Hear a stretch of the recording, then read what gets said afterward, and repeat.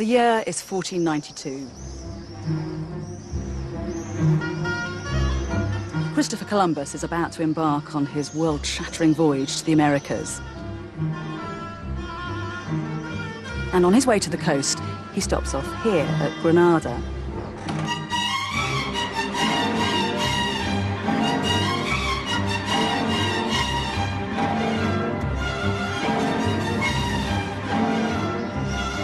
He's the honoured guest of a ceremony hosted by the King and Queen of Spain, Ferdinand and Isabella.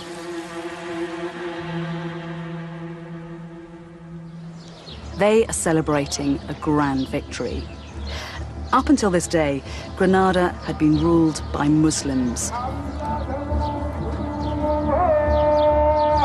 But Isabella has managed to wrestle control from them. Ferdinand and Isabella's victory marks a turning point for Spain and for Europe. The Middle Ages are over, and the West is about to embark on a new epoch of power and discovery. We tend to think of this as the beginning of an era. In fact, it's the climax of a forgotten chapter in European history: the rise and fall of Islam in the West.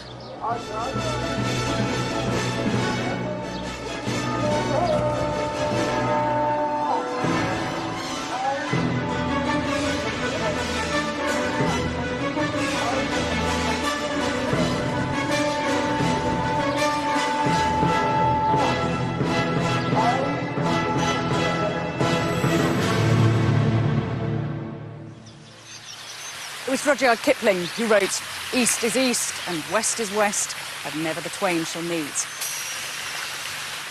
And it's a worldview that still has currency today. Islam and Christianity seem to have become ideological monoliths, citadels whose gates are firmly closed to one another. But they haven't always lived such separate lives. In the year 711 AD, Muslim forces invaded Spain and created a society so rich and so powerful it was the envy of the known world. This wasn't the rigid, ferocious Islam of our imaginations, but a progressive, sensuous, intellectually curious culture that for a number of spine-tingling years looked set to sweep through the whole of Europe. It is an incredible story, but one that has been systematically written out of history.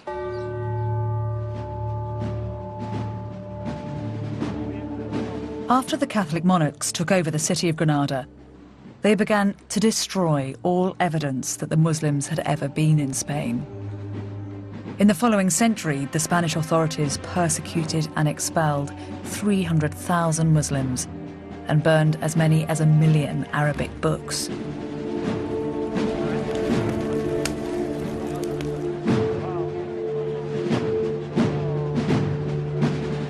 This was an astonishing act of ethnic cleansing. It put an end to a civilization which had flourished in Spain for 700 years. These people have become known as the Moors.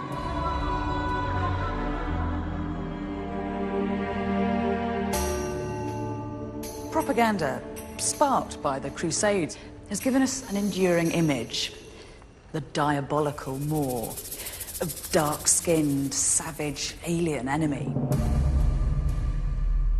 But this character is a complete invention and tells us nothing about who these people really were.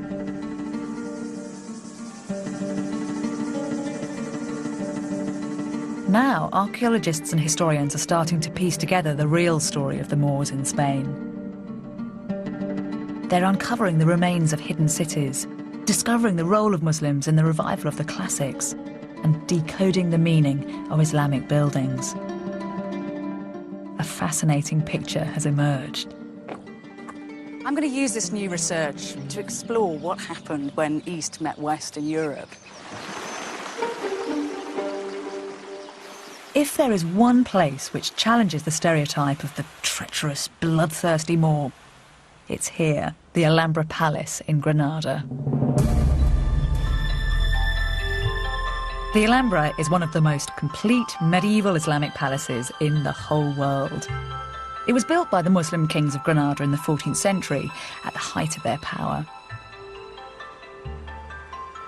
Its name means the red one because the dark surrounding soil has given its stones an earthy reddish hue. The marvel of the Alhambra is its mystery. Not a single account of life here survives. All its archives were incinerated in the fires of the Inquisition. But the Catholics couldn't bring themselves to destroy this place. The Alhambra is one of the wonders of the medieval world. And by preserving it, they've kept a box of secrets that we can use to decode the civilization that built it. Inside the palace walls, the architecture is breathtaking. Although the aesthetic of this courtyard is quite cool and minimal now, in its heyday, it would have been a riot of colour. Granada was very famous for producing silks, and you've had silk hangings billowing in the breeze, and silk cushions and silk rugs where people laid out to eat their dinner and to listen to music. And in fact, it's only when you get down to rug level that you appreciate one of the bits of magic of the place, because from down here, this pool acts like a kind of infinity mirror, and the whole of the palace just looks as if it's suspended in water.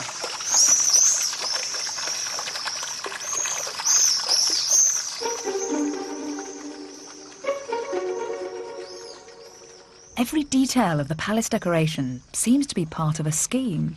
Row upon row of intricate geometric patterns are carved into the woodwork of the walls and windows. This is the throne room. It was the symbolic centre of the palace, and here the Sultan had a kind of psychological advantage over his subjects. Whereas he'd have stood here, an eerie silhouette, they'd have been blinded by the light that came streaming in through these brightly coloured stained glass windows.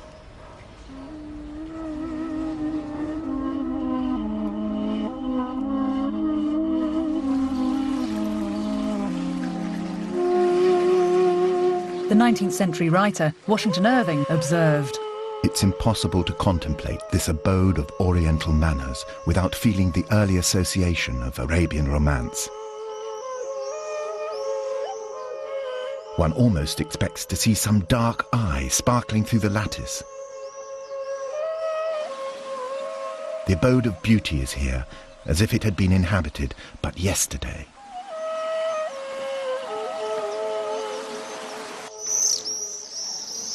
But this is far more than just a beautiful building. There's a specific reason why it feels so harmonious. The men who built it had a knowledge of complex geometry which had originated in the ancient world.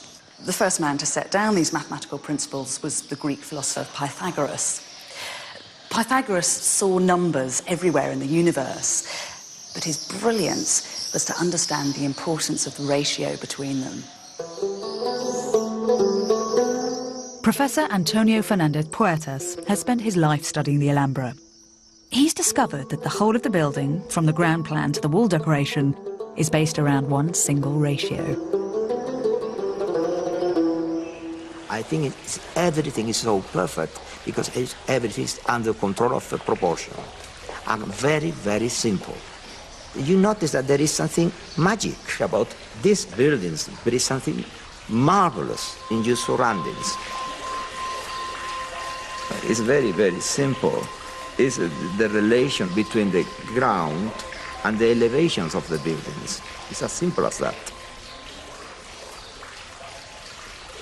The king ordered a new palace. He has a limited area to build the palace. To west, east, and south, he was limited. Then he did something ingenious and beautiful. The King of Granada asked his architects to harmonise each and every space within the palace according to a single set of proportions, a family of rectangles, each related to the other. If you want to get proportional rectangle, you have the same base. Take the diagonal, put it up, Yes. and you got successive rectangle, proportional rectangle. The key to the Alhambra's design is the simple relationship between the side of a square and its diagonal. If we use the diagonal to make a rectangle, and then the diagonal from that rectangle to make another, we get a progression of rectangles. The fourth rectangle is double the size of the first, and the diagonals in this sequence are in fact the square roots of 2, 3, 4 and 5. A magical sequence. And are they doing all this just with 2 set squares and a piece of string? Yes, That's very clever. yes. Every part of the intricate network of spaces, all the courtyards, the hallways, the placement of every column was designed using inspired variations of this proportional system. Proportion is also in the elevation. You have the kiosk. Here you build a square, and with the diagonal, you swing it up. Nothing violated this incredibly elaborate system. The Alhambra is a triumph of mathematics as much as it is of aesthetics. Mathematical ingenuity is the root of its beauty.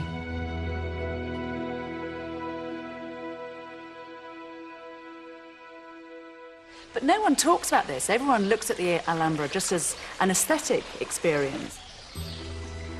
When you go to a concert and you listen to Mozart, you listen Beethoven, you listen Verdi, you don't know perhaps music, but you notice that there is something magic. Yes. It happens with that the same. You feel it. The Alhambra is so enchanting, it's all too easy to view it as a fairy tale palace, isolated from history.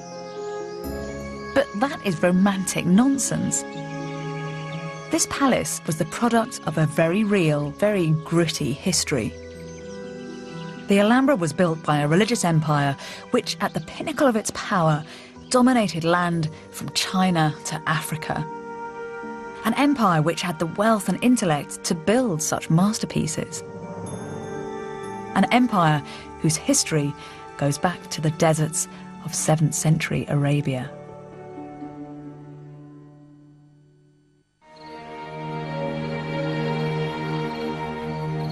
The Alhambra was the creation of the richest, most intellectually powerful civilization in the world. The roots of this cultural and religious explosion lie not in Spain, but in the deserts of Arabia.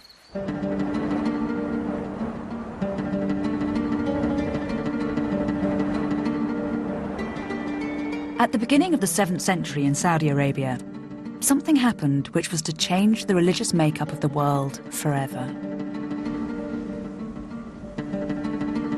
A merchant called Muhammad asserted that he had been visited by the Archangel Gabriel, who had revealed to him the true words of God. These revelations, which came to Muhammad throughout his life, became known as the Quran. And the religion was Islam. This was a time when people were experimenting with all sorts of cults and religions, many of which fell by the wayside. But the Prophet Muhammad and his followers made an important move. They travelled to a desert oasis where they founded a city called Medina. With a foothold in Medina, Islam was no longer just a nomadic desert cult. It had an urban centre with a social structure. As the religion grew bigger, so it grew more ambitious. Territorial expansion was a characteristic of nomadic Arabs well before the arrival of Muhammad. Tribal leaders would initiate razzia or raids on their neighbours. And with the advent of Islam, these gained some kind of spiritual significance. This is what one commander was reported to have said in one of the earliest ever Arabic chronicles. "This land is your inheritance and the promise of your Lord. You've been tasting it and eating from it. You have been killing its people and taking them into captivity. You are Arab chiefs and notables. If you renounce this world and aspire to the hereafter, God will give you this world and the hereafter." They believed they were inspired by the power of God.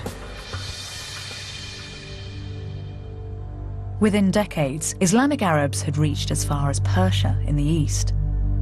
In the west, they'd conquered Egypt, Jordan, and much of North Africa and were within spitting distance of Europe.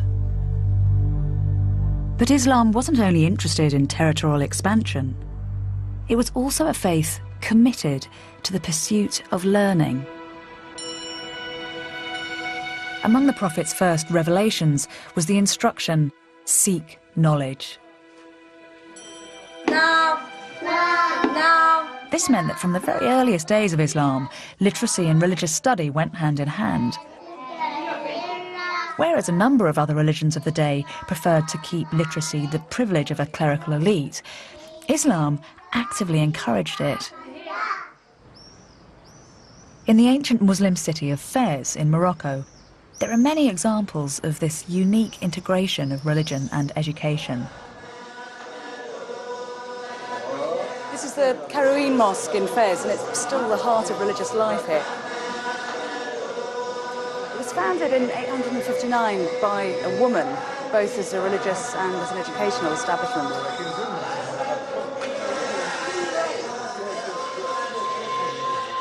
Mosques were used for teaching grammar and literacy to ordinary people. In time, colleges, known as madrasas, were set up. This is the madrasa Bu Inania. Its walls are covered with the rich, rhyming prose of the Quran.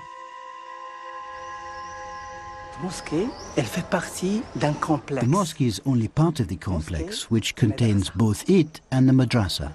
When the Sultan Abu Anan founded the place, he built the mosque alongside the madrasa. It is most symbolic. The mosque, built for prayer, was also a place which encouraged education and learning. As you can see, there is no separation. When the Quran was given to the Prophet who was illiterate, the angel told him, read.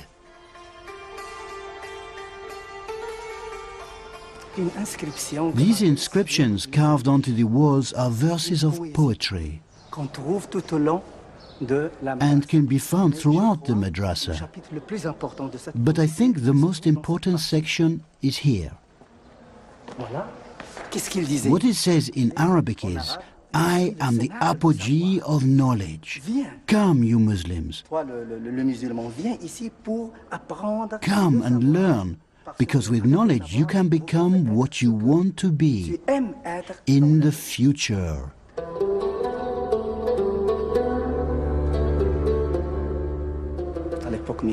During the medieval period, knowledge was high on the agenda in the Islamic world. Muslim societies produced many books in the various spheres of knowledge, and these books came to be known worldwide. It wasn't just an enlightened attitude to reading which placed learning at the heart of the Islamic world. Necessity was also the mother of invention. Because the Arabs were nomads and desert traders who often had to travel in the cool of the night, they were well versed in using the stars as guiding devices. This developed into a very sophisticated study of astronomy. Then with the establishment of Islam, that knowledge was applied in a new way. Whenever a mosque was built, the prayer niche had to be orientated in direct relation to Mecca, and there were a number of religious festivals that had to fall on certain days in the lunar year. These were complex mathematical problems for which the Muslims devised precise solutions. Islam became a culture which naturally embraced scientific and mathematical investigation. This uninhibited attitude towards learning meant that when Muslims encountered the teachings of other cultures, they seized upon them vigorously.